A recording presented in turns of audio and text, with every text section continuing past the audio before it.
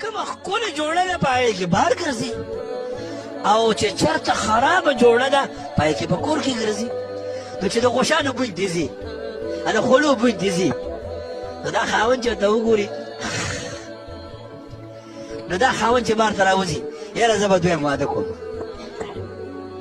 نو دا ښځه بیا په دمونو پسې ګرځي مونې چې زما خاوند دویم واده کوي نو کوي به نه چې څلور ودونه نور وکړي ته خو ښځه نه یې ته خو د غوښې نوکره یې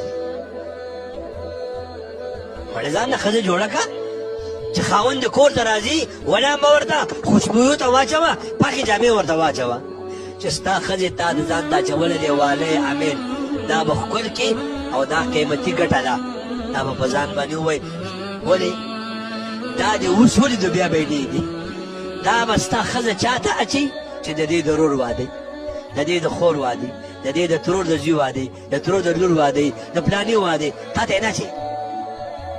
رسول الله سلم فرمایي غوره ښځه کومه ده چې خاوند ورته وګوري مزه ورله ورکړي باباګانو ستاسو سمیت تاسو نه تپوس کوم داسې څوک شته په تاسو کې ستاسو په ښځو کې چې تاسو ته ښکلې جامې اچولې وي تاسو ورته کتلې وي او مزه یې در کړې وي نه